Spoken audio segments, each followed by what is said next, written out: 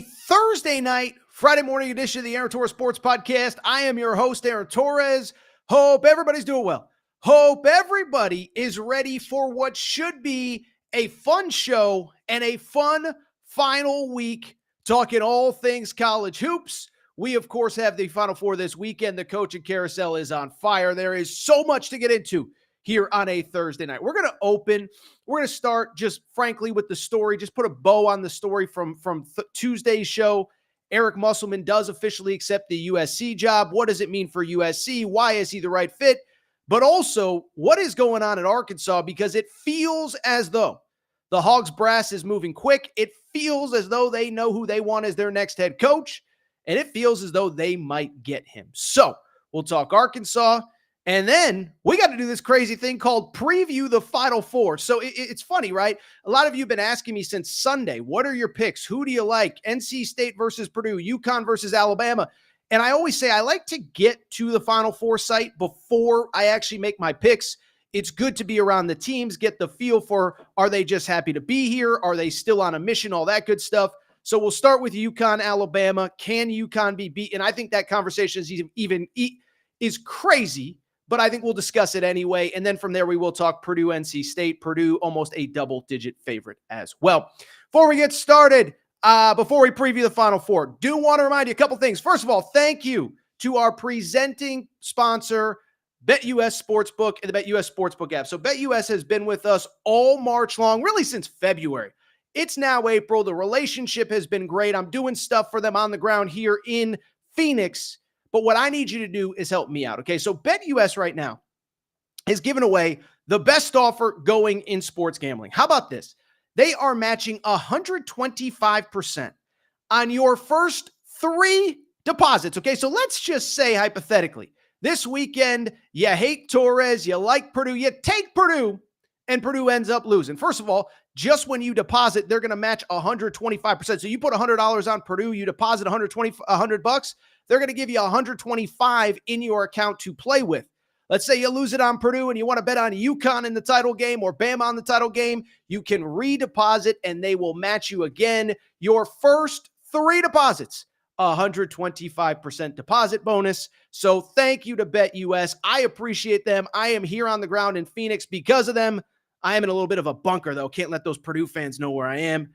But thank you to BetUS. Also want to thank Bracket Fanatics and BracketFanatics.com for the 4th straight year. Bracket Fanatics is our Aaron Torres Pod Bracket Challenge sponsor, and it has been awesome. It has been going great, but here is the cool part. For the first time ever, if your bracket is busted, you can still win cash courtesy of Bracket Fanatics. Here is how. They are giving away $250 in cash to one person who is part of the Aaron Torres Pod Bracket Challenge. This is what you need to know. So in Bracket Fanatics, you have the ability to bet against friends or bet against me, okay? You can bet on Purdue, NC State, whatever. Well, I have put out a bet to all of my followers. It's 25 bracket bucks, basically free money from Bracket Fanatics, that Purdue is going to win and cover against NC State. Spoiler alert, stick around till the end of the show. But if you are part of the Aaron Torres Pod Bracket Challenge, all you have to do is accept that bet against NC State, and if you win, you get $25 in free, in free bracket bucks, courtesy of Bracket Fanatics.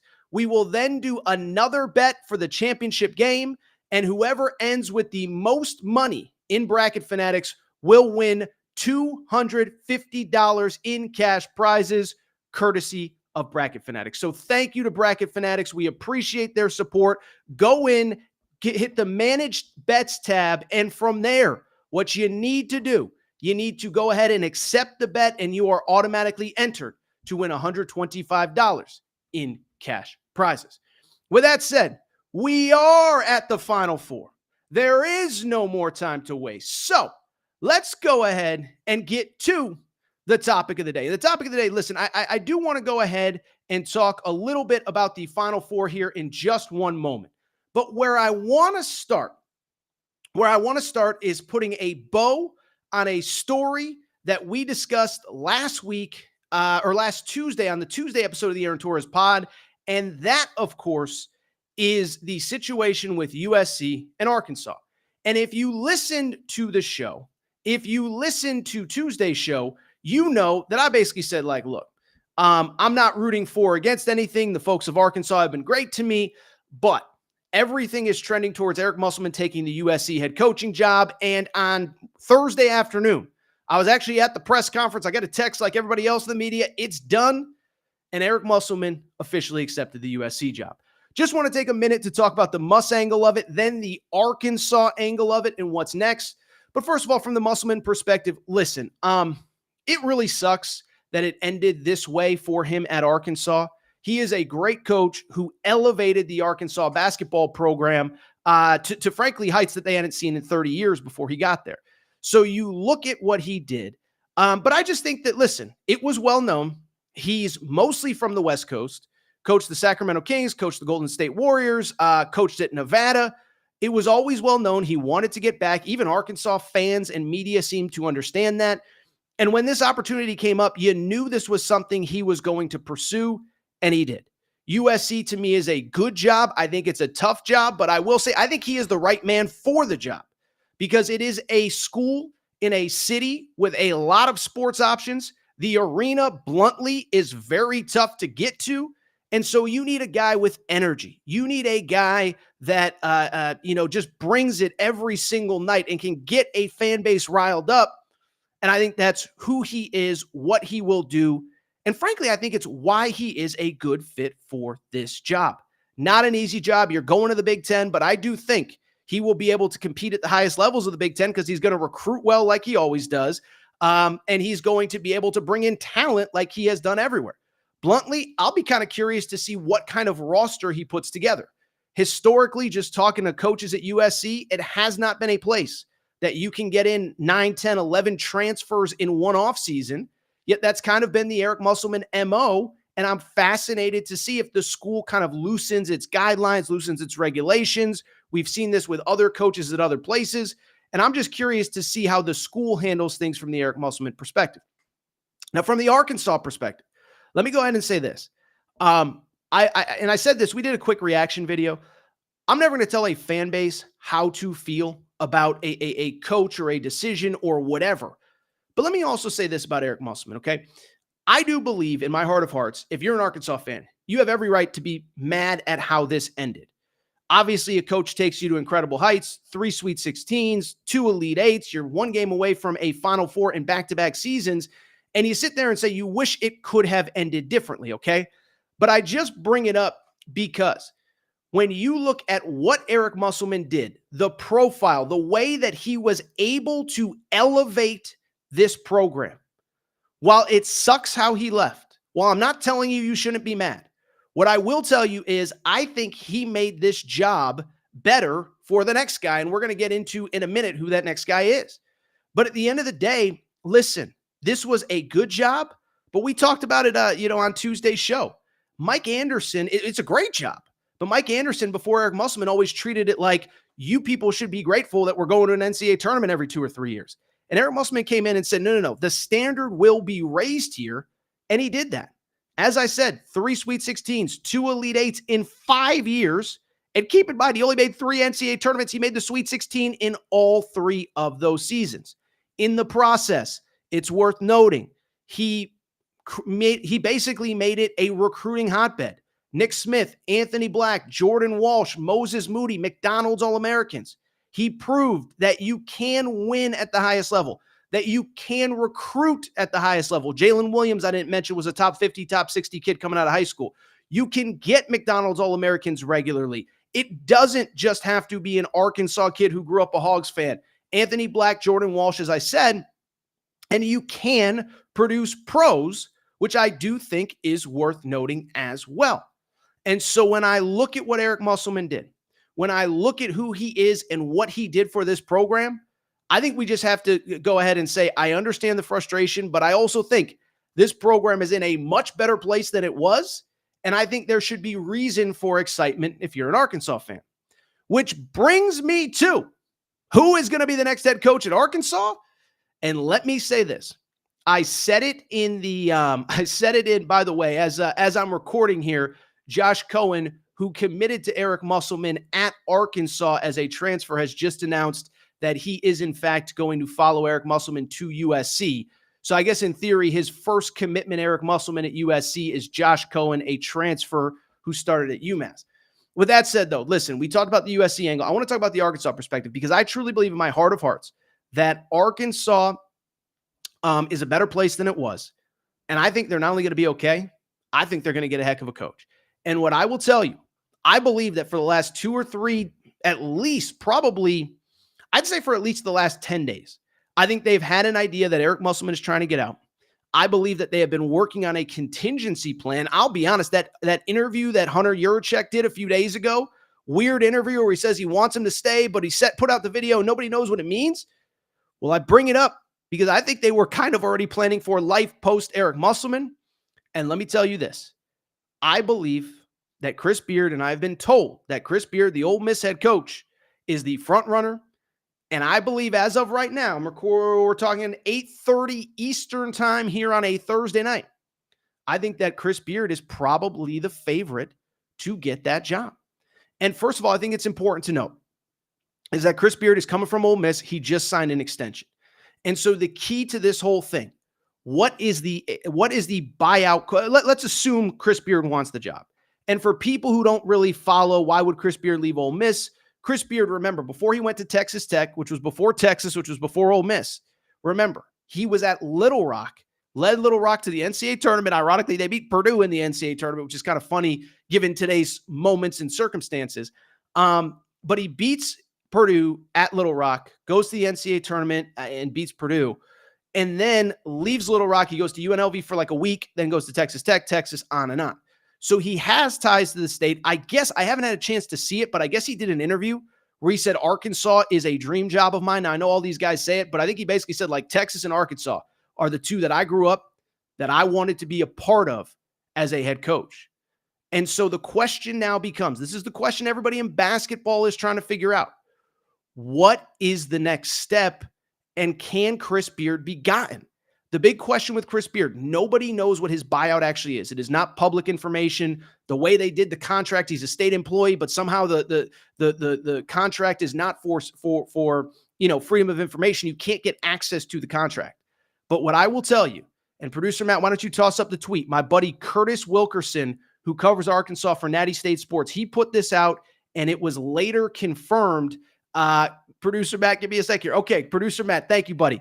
Producer Matt's got a bunch ready to go. Listen, it's Thursday. Producer Matt, the weekend is coming. I know you got those itchy trigger fingers, but it's okay. If you're watching on YouTube, you saw about 7 different tweets. That's okay, because we're going to get to all of them in a minute.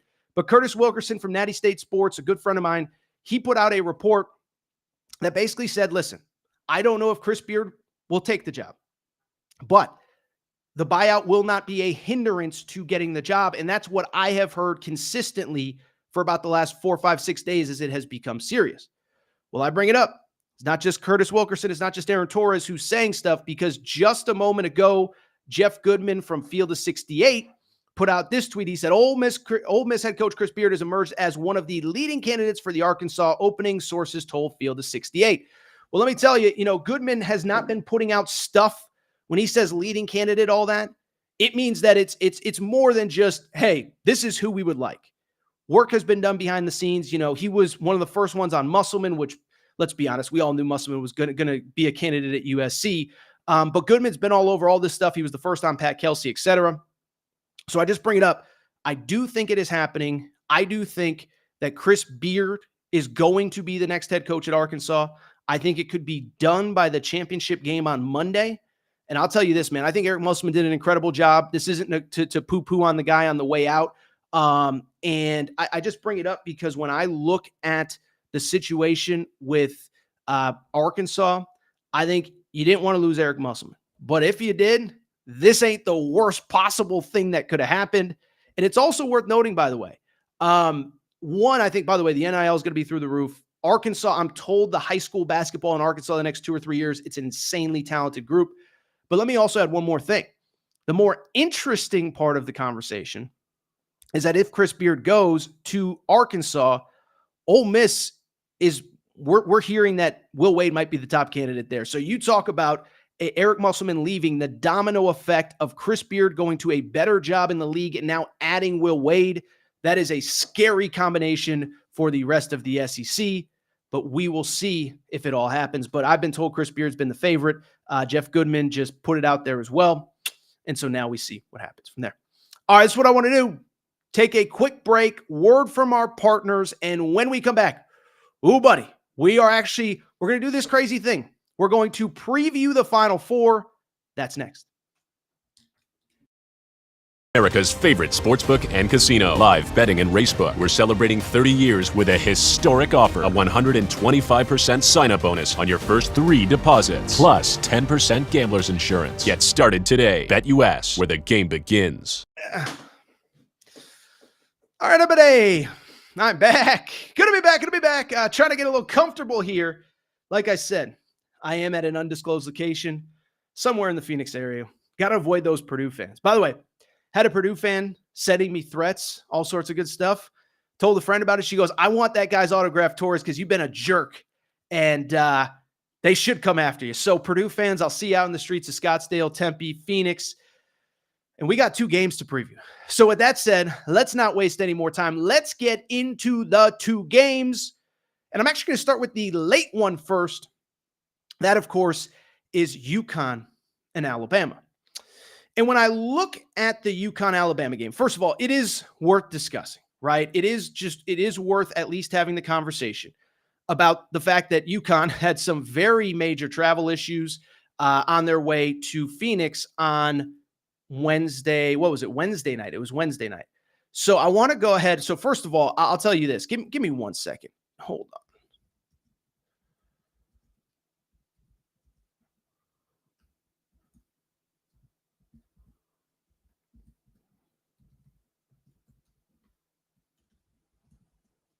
All right. Sorry about that. Had to put out a little tweet right there. But with that said, let's stick with the UConn-Bama preview. And let me start by saying this. So the big story on Wednesday, it was wild to kind of follow from a distance. I was just getting into town, and it was kind of a crazy thing where I'm trying to figure out what's going on, what's the truth, what's not, what's this. But UConn, basically, it felt like every single thing that could go wrong with their travel on Wednesday night did. Like there was a problem with the pilots and FAA regulations, and they've been on too long. Don't have the right planes. They got bad weather, whatever. But UConn did make it safely to Phoenix. And first of all, Dan Hurley took the podium. I thought, by the way, everyone crushes the NCAA for everything. I actually thought they did right by UConn by not making UConn players do media availability, because UConn was supposed to leave Stores was supposed to leave Bradley International Airport at 6 p.m. Eastern time. They didn't take off till 1:30 Eastern time, 1:30 a.m. Didn't land until 3:37 Pacific time. And so I know what everyone will say, oh, it's just a travel delay, deal with it. It's like, no, there's 2 media availabilities on Thursday and Friday. It's not the worst thing in the world that UConn's players did not have to do media. So I give UConn, I give the NCAA credit for that. But I do want to talk about what Dan Hurley said when he took the podium, because I thought what he said was actually very interesting. Let's go ahead and get to Dan Hurley's comments. Producer Matt, pull up the first one, which was really funny. Here's what Dan Hurley said about the travel issues for the UConn Huskies. He said, it's not the right one. Give me a second here. Let's see if we can get this right here. All right. So he said, asked about the travel situation. He said, I ruminated a lot. Then I spiraled.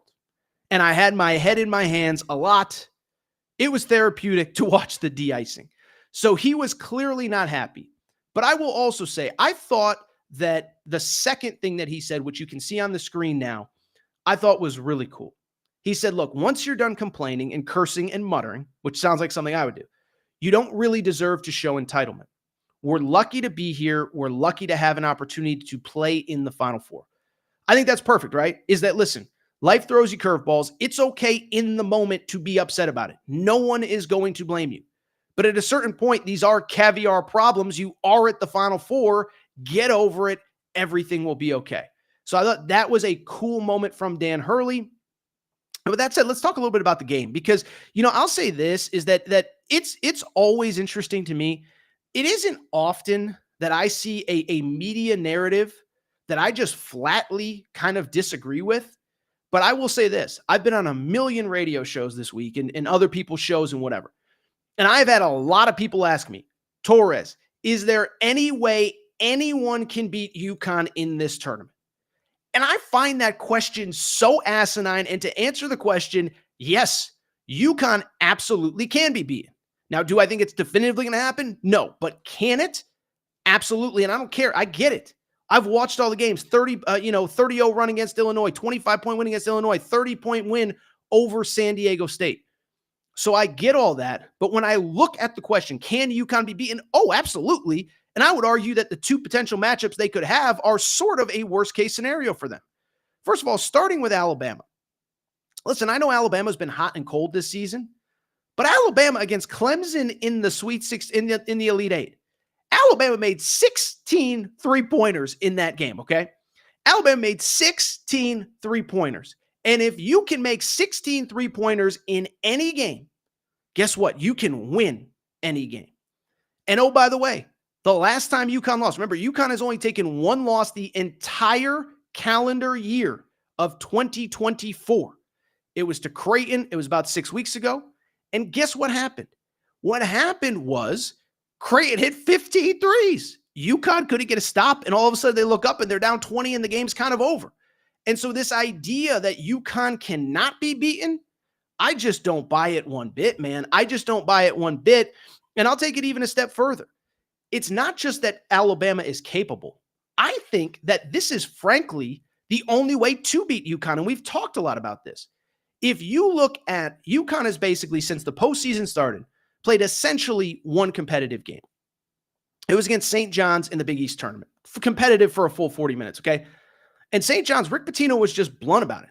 Rick Pitino basically said, like, look, bottom line is that I told my players, I said, I know you can't defend, so don't even waste your energy on defense. Put all of your energy into offense, and let's try to be 1 point better than UConn. Now, St. John's wasn't, but it doesn't change the fact that, to me, that's the blueprint to beating UConn. Like all these other teams, San Diego State in the Sweet 16, Marquette in the Big East tournament, and I know Marquette was banged up, so this isn't a criticism of Marquette, but all these other teams, they want to get in the mud and wrestle and get dirty with UConn. UConn loves being in the mud. Nobody loves the mud more than UConn. And so to me, the game plan has to be go up and down, up and down, up and down, score, keep putting pressure on them, keep making them make baskets. Because if you're going to try to play in the half court, if you're going to try to keep it a possession-by-possession game, then eventually UConn's going to blow you out. The question, of course, can Alabama do that? Because the difference between Alabama and Creighton, they really just don't have a ton inside. Like Creighton has Kalkbrenner, elite defender, stretch guy, whatever. Grant Nelson is kind of that, but Grant Nelson is about 4 inches shorter than Donovan Clingan. And so I'm just not sure Alabama can do that. And then I think, listen, UConn knows that to beat Alabama, they have to run Alabama off the three-point line and shove everything into the paint. Hassan Diarra talked about it on this show. And so when I look at this game, yes, I do think UConn is going to win. I will tell you, I'll give it a final score of 87-75. So that's right around UConn covering. But do I think Bama can win? Absolutely. Do I think they will? I don't. But do I think they have the blueprint? I do. And I'll also give Bama credit for this. And we talked about this a little bit last week. They are not happy to be here. And that was one thing being around all four teams. And we're going to get to Purdue-NC State in a minute. I've been covering this stuff for so long. And sometimes you can tell. They say the road to the Final Four. And there's been times where teams are just happy to be here. I remember years ago, I was covering the West Regional Final. I think I know it was Oklahoma, and I think it was Oregon. Oklahoma beats Oregon. That was the year they had Buddy Hield. And you talk to all those Oklahoma guys, and what did they say? They said, we've been talking about going to the Final Four since the season started. And then they got to the Final Four, and they got run out by Villanova because they were just happy to be there. I didn't get that sense from Bama, and it goes back to what I said last week. Nate Oates, when he took the podium at the West Regional, he said, look, we've been to this second weekend, and we're grateful to be here. But his exact quote was, we need to get to a Final Four. So when your head coach says we need to get to a Final Four, that speaks to me. That is a guy that is not afraid of expectations, that is not afraid of challenges, whatever. And I do think there is a scenario where UConn where this game is competitive. Again, my official pick, UConn 87, Alabama 75. I would rather take the over. I would rather take maybe UConn, or excuse me, I'd rather take maybe Alabama in the first half, because remember, UConn has struggled out of the gate in their last two games. I think it can absolutely be competitive. I'm not saying it will be, but I think it can be. Give me UConn 87, Alabama 75. But do I think Alabama can win? I do. And I'll tell you what, if UConn plays Purdue, I absolutely think that's going to be a heck of a game as well. All right, let's keep it going. And let's talk about the second game with America's team, the Purdue Boilermakers. Everybody knows Torres loves the Boilermakers. By the way, had more media people somebody at it. I shouldn't even give people a time of day, but that dude, Kevin Sweetie, is so soft. He asked Purdue, or I think somebody, I don't know if it was him or not, asked Matt Painter about my narrative that Zach Edey gets a soft whistle. And then he tags me on it. And so I was just like, dude, you've been saying the same thing. I did ask him, I find it weird that a guy whose job he's at Sports Illustrated, like dying company, find it strange that, he's coming after me. I think he's got other priorities. But like I said, we'll be happy to take him on at AT Media. We'll give him a nice internship. We'll let him run one of our Torres on accounts and call it a day. Point is, this Purdue narrative ain't going anywhere. And I do want to go ahead and get into the Purdue-NC State game. And I'll say this. Listen, we've talked a lot about Purdue. And I know Purdue fans think I hate them and I don't like, no. I think your team is incredible. I have my opinions on them, but I think your team is incredible. I said after the Tennessee game that you guys deserve to be there. And so rather than focusing on Purdue, where I want to start is actually NC State, because I don't know that I have given NC State enough credit through this run. And a little bit like what Nate Oates said is that, well, Nate Oates said it about Alabama, but Kevin Keatts said it about NC State. He said, we're not just happy to be here. And sometimes, guys say that and they don't mean it. I truly believe in NC State's heart of hearts. They are happy to be here, but I think they are coming here expecting to win. And bluntly, they shouldn't be it's not inconceivable that they can win. By the way, a 9.5-point underdog, Purdue, a 9.5-point favorite in the BetUS Sportsbook. But I bring it up because if you're an NC State player, there's no reason to think that you can't come in and compete. First off, I'll say this. Keats brought this up. I thought it was a great point. He said, look, I know what our record was going into the ACC tournament. I know where we finished in the standings. I know we played on Tuesday at the ACC tournament. He said, but if you look at our season, at one point we were 5-1 in the ACC. So we were playing great basketball. He goes, then we started losing games, but we really started kind of beating ourselves. And I told the guys, I said, guys, we're not a bad team. We're not that far off. We got to stop beating ourselves. And so that's the first part of the NC State thing is, one, maybe they were never as bad as we thought. Thought it was interesting. Kevin Keatts said in all 9 of their games, remember, 5 wins in the ACC tournament. And then beyond that, 5 wins in the ACC tournament, and then 4 wins in the NCAA tournament. He said there was never a game in the second half where I felt like we were the inferior team and we weren't going to win. Thought it was interesting. He said, go back and look. He goes, we've dominated the second half against basically everybody. And I was thinking about it, is that sometimes, you can go on a run. And I know I said that they caught some breaks on Sunday's show, and they did. Listen, Kentucky gets knocked down in round 1. You got to play Oakland instead of Kentucky to go to the Sweet 16. Jamal Shed gets hurt for Houston up 6. If Jamal Shed's healthy, Houston probably beats Duke, and that Elite 8 game is that much tougher. At the same time, though, think about the teams that NC State has beaten, okay? During this stretch, the 9-game winning streak dating back to the start of the ACC tournament, they've beaten Duke twice. They beat Carolina. They beat Virginia. They obviously beat Marquette in the NCAA tournament. Texas Tech. And so you look at who they have played and who they have beaten. They've beaten some really good teams along this stretch. And of the 9 wins, 7 of them were against teams in the NCAA tournament. And I know 4 of them were in the NCAA tournament, but it doesn't change the fact that they're beating good teams. And so do I think this team can be competitive? Absolutely. But I'll also give Purdue credit. And I know Purdue fans think that I don't give them credit for anything. But being around that team, they were impressive because, again, you ask all of them about the challenges and everything that they went through last year. And they'll tell you, it sucked, but it made us who we are. Like I was talking to Mason Gillis, one of their starters, and he said point blank, he was like, dude, He's like, if Fletcher Lawyer or somebody's having a bad game, I'll go over to him and say, we can't Fairleigh Dickinson this thing. Get your head out of your butt. Like, we got to come out. We got to be better. And he's like, and if I say that to Fletcher Lawyer, he's got no answer for that. And so I was curious, was this the end game to get to a Final Four? Or are you trying to win it? I think Purdue, we are going to get their best effort on Saturday night. They are the first game. And I'll just be blunt. I don't know that NC State, I think as great as this story has been, I just don't know. I just don't know if NC State has enough dudes. I mean, DJ Burns is a great story. It was funny. Kevin Keats was asked about DJ Burns playing in the NFL. He goes, dude, he's a teddy bear. He goes, there's no way that guy's going to the NFL. He's a basketball player. DJ Burns said that as well. But I just bring it up because when I look at this game, listen, I know I've been critical of certain elements on Zach Edey, but I think Purdue's the better team. And I think what's important is they're getting contributions from everybody. You know, you go back to that Elite Eight game, you go back to that Elite Eight game win over Tennessee, and like, yeah, Zach Edey went for whatever, 40 and whatever it was. You know, but you go back to that game against Tennessee and think about down the stretch. A lot of big shots from a lot of guys not named Zach Edey.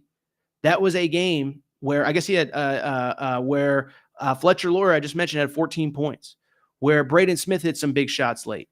And so I believe this is a better team than maybe a lot of people have given them credit for. Again, I'm just speaking on what everybody thinks about me. But I do think this is a good team. I do give them credit.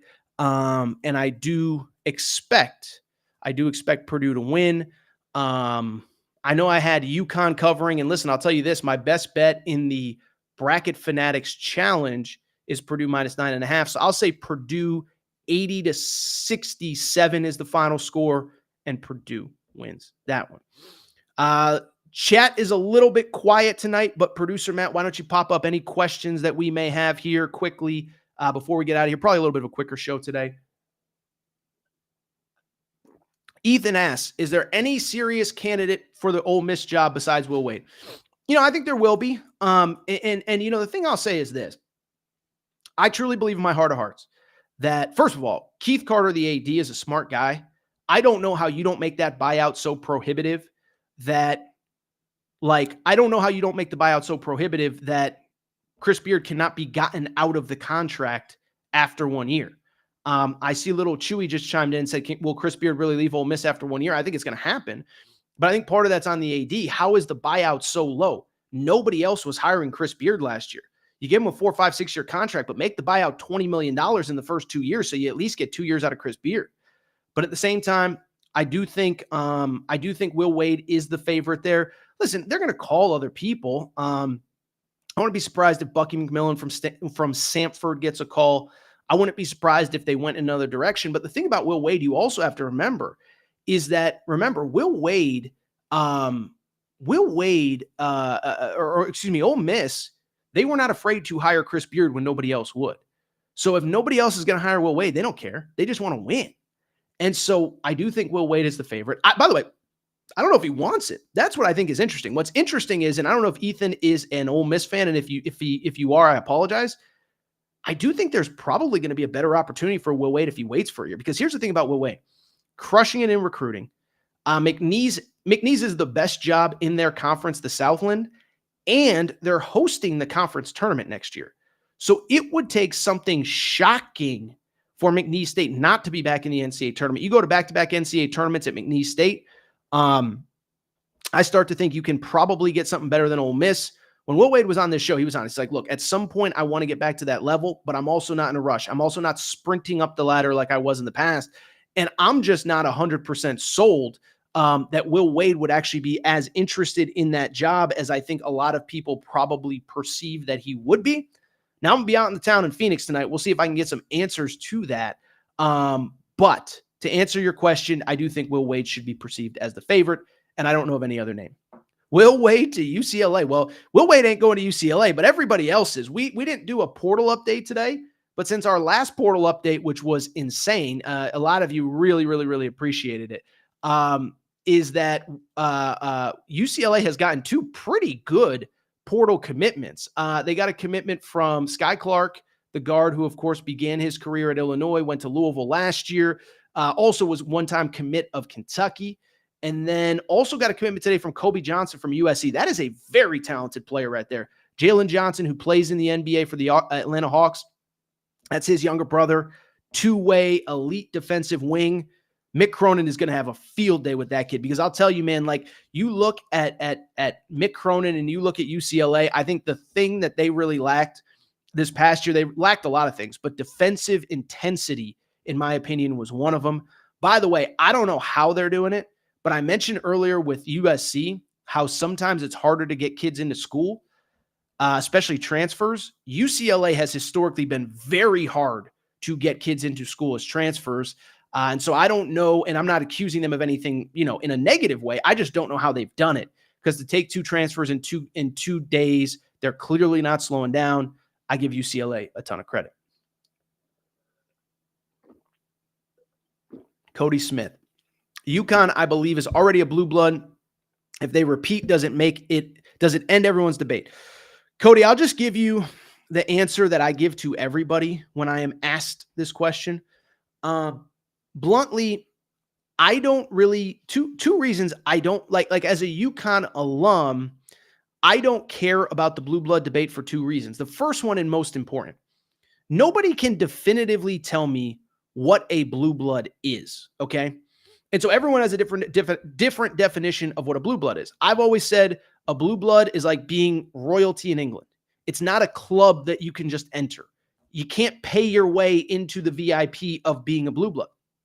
And so I've always said there's 6 blue bloods in college basketball: Indiana, UCLA, Kentucky, North Carolina, Duke, and Kansas. And a lot of people push back. A lot of people say Indiana stinks.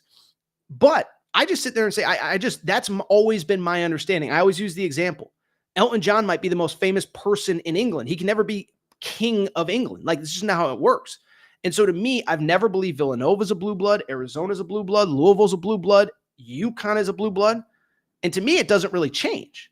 But the more important conversation is, regardless of whether UConn wins this weekend or not, whether they take home their 6th national title in school history, what does not change is that there's probably not a single program in college basketball that trades the last 25 years with UConn.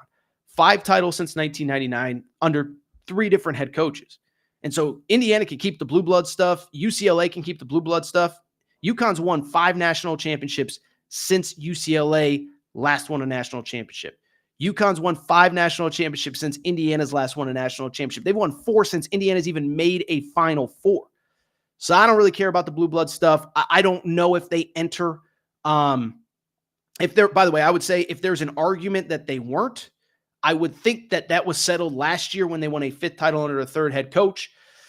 But I think, if you believe that it's a club you can get into, then I think there's no doubt they're at the front of the list after this season.